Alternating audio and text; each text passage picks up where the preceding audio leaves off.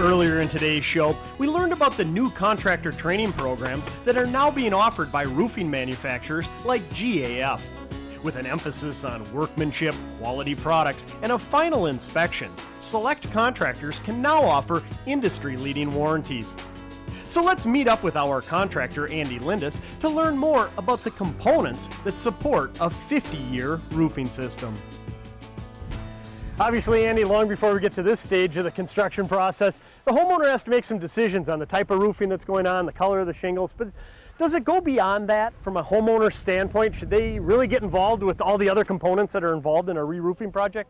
You know, so often when I sit down with a homeowner, they're pretty well educated on the actual shingle itself. They know what type of shingle they want, what color they want usually, but they don't know what goes into the whole system. And I like to sit down and show them a few different types of ice and water shield or leak barrier, a few different types of underlayment, the differences in the type of venting that's available to you. Not just the shingles, it's the whole roof as a system. It's my job to sit down with the homeowner to make sure they're getting the best job that possibly can get. And as we've seen on today's show, you can have the best product in the world, but it comes down to the workmanship and the attention to detail and the installation. So let's walk through some of the different components that make up the system, as you put it, and talk about the installation of each of those components. Well, I'd like to start from the bottom of the roof on up, and one of the first things that goes on is your leak barrier. What we have here is your Weather Watch leak barrier ice and water shield. Now, a lot of ice and water shields that I've worked with over the past are really tacky right from the get-go. So the first thing it sticks to, that's done, you're over. Boy, I've experienced that as well. And as I understand it, you want it to be that sticky, but can it be detrimental as well? It can, because it can create air pockets. Anytime there's an air pocket, you puncture that, that can be a potential spot for a leak. See, with the Weather Watch, you can put it down. It's one of the only leak barriers I ever worked with that's actually adjustable, so you make sure it goes in the right spot. And then once it gets hot, it's activated and actually becomes more tacky than almost any other leak barrier out there. So where are you putting ice and water shield, or in this case the Weather Watch system, on this roof? Well, there's a couple different ways of looking at that, Stu. It's what's required by code and what we do for our warranty and GAF warranties. Required by code is just along the rakes, up the valleys. So what we actually want to do is go 4 feet past the interior wall with the ice and water shield. We want to go up the rakes with the ice and water shield. We want to go along the hip or the ridge with the ice and water shield. And then what we actually do is go 1 row down the middle of a valley.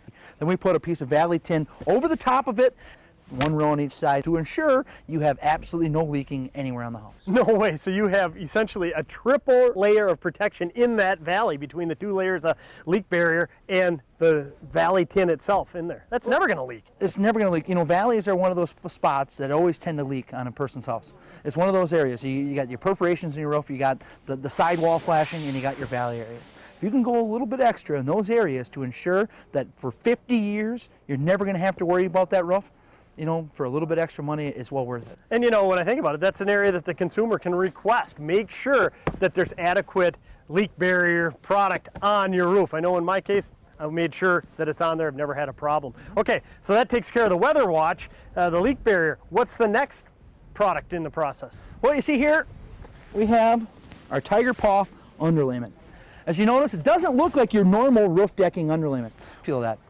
It's very hard. That is a weird. Yeah. Can you tear it? A little bit different. No, it's going to be a lot stronger than what you normally see in a house, like your 15-pound felt. So I show people, this is what a lot of roofers use. This is what you call your normal 15-pound felt. After the 15-pound felt, they came out with something a little bit better. It's like a fiberglass reinforced 30-pound felt. Again, pretty easy to tear. The problem with those felts is every time you're up there whacking away with your hammer, those hammer tackers have a tendency to tear it. Yeah, sure. They get little tears about 1 inch long. Those tears, again, can be a spot where it can leak. As you can see, this is very tough. It's not going to tear. 2, feel the back side of it here? Yeah, sure. Compared to the front side, it's actually moisture wicking. So if you have any moisture in the actual roof deck of yourself, it's going to pull that out of the house and really going to start to alleviate any type of mold problems that you could have. And I know through all the different programs that we've done over the years, moisture is the #1 enemy of a house. And so this product, again, it really shows the evolution of the industry. And so as far as installing it, you want to make sure that you have this side down, but anything else? I mean, is it grippy enough for people to walk around up on the roof for your installers? You give that a feel there. It's going to be a lot easier to walk on than any type of the felts out there, so it's going to be safer. It may cost a little bit more money, but in the long run, you don't have to worry about the moisture in the wood, and you don't have to worry about every time you hit it with a tammer tacker, that's going to create a crack and have water inside your house. Again, workmanship and peace of mind. That's what we're talking about on today's show. Okay, that's 2 out of 5 in the Weather Watch system. What's the next step in the process? Well, there's a lot of different flashings that go into a house. I want to show you this. Where a roof meets the actual siding, we want that water to be able to come down, hits what we call our kick out, kicks it away from the house. You've been on window jobs with me before, sure, and other siding jobs. When those roofs come into that house, that's almost always where you see that rot. Yeah. I was on one house, it cost him $7,000 more because somebody didn't do a $6 part on the house. $7 grand for $6. Again, pretty easy to do. It's not something that's required by code, but it's required by us to make sure water doesn't get to the house. Again, the attention to detail is what separates roofers. It's a lot of the things that the homeowner doesn't see that saves them in the long run. And again, the homeowner, these are all products that they should be asking about, and if you're an educated consumer, you're going to know to ask these questions and make sure that your roofer uses this. Correct. Okay, so that takes care of about, what, 3 of the products out there in the system.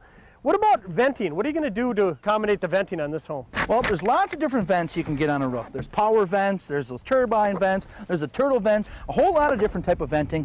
My favorite, and I think the absolute best, is a ridge venting system. Again, that's where the hottest part of your roof is. That's where all the hot air is going. Why not put the vent there so it can get out of the house easily? Now, all ridge vents are not created equal. They're just not. Most of what you see comes in like little 4 or 5 foot sections. Sure, they're in a box like this and you just lay them out. The problem with those is a lot of times they don't match up properly or don't match up right, so then they start to get a little wavy, or maybe somebody tries to cheat a little bit. They're only going to be a couple inches short, so they're going to make a little bit of a gap there. It's an excellent spot for critters to get in. These actually come in rolls over the entire ridge, nailed in certain spots. You're not actually going to shut off on the ventilation. Has a snow filter, which is very important. Minnesota, Wisconsin, we got to talk about snow. Snow's going to get on your roof. You want to make sure that it's not going to be able to get in your attic. So this particular system has an actual snow filter and has a very good rating to make sure that the air can get out of the attic very quickly. When that's all said and done, we use the Timber Tex ridge cap.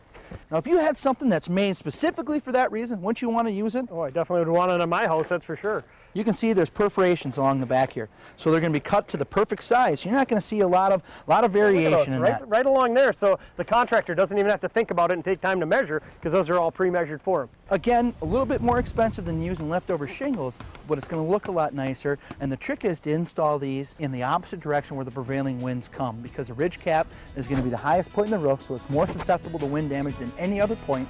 So you want to make sure that when wind comes, it's going against the grain of this. It's not going to be able to peel it up. Be sure to tune in next week on Today's Home Remodeler as we check out the shingle installation process and complete the roofing system with attic insulation and the installation of leaf guard gutters. Now here are some key points to help summarize today's show. If you're considering a new roof on your home, start by learning about the warranty being offered with your shingle. Oftentimes, what's really covered and what isn't can be surprising, and it's important for you to know what's included with the shingles you select. Next, learn about the support products that make up your roofing system. Leak barriers, custom flashings, and underlayments all can make a huge difference on how long a roof will last, and these are not the products you want to cut corners on. And finally, there's no substitute for workmanship. It's ultimately who stands behind your warranty when replacing a roof. So who you select to install the components will be the most important decision you need to make. Look for a local company with a strong manufacturer warranty. And as always, be sure to check references. Well, we're all out of time for this week's show. Hope you've enjoyed it. We'll see you again next time on Today's Home Remodeler.